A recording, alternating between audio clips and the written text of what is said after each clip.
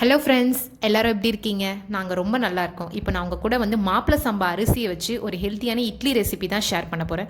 வாங்க வீடியோக்குள்ளே போகலாம். இப்போ வந்து இட்லி அரிசி வந்து 2 கிளாஸ் எடுத்துக்கிறேன். அதுக்கு பச்சரிசி 1 கிளாஸ்,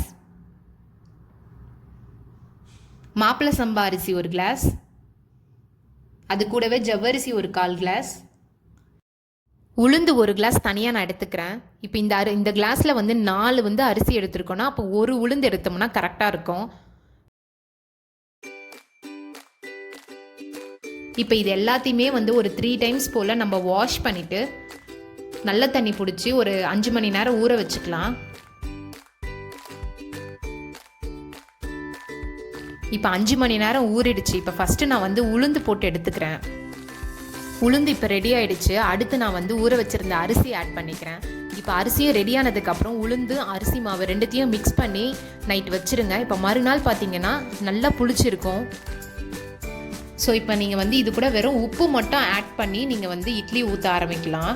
நான் இது கூட வந்து பேக்கிங் சோடா எதுவுமே ஆட் பண்ணலை. ஸோ நீங்கள் நான் சொன்ன மாதிரி மெஷர்மெண்ட்லேயே நீங்கள் வந்து அரிசி போட்டிங்க அப்படின்னா பேக்கிங் சோடாலாம் இல்லாமல் நம்ம ஹெல்த்தியாக வந்து இட்லி பண்ணி எடுத்துடலாம்.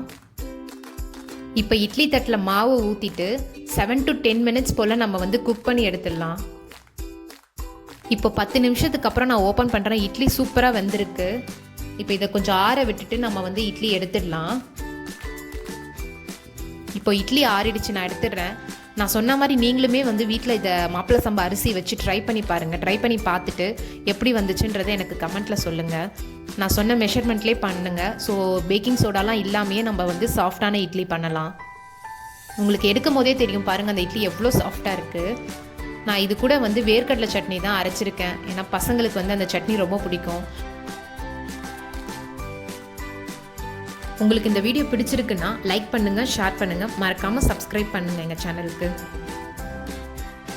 இப்போ பாருங்கள் இட்லி வந்து எவ்வளோ சாஃப்டாக இருக்குன்னு. நம்ம இதே மாதிரி இன்னொரு இன்ட்ரெஸ்டிங்கான வீடியோவில் பார்ப்போம். பாய்.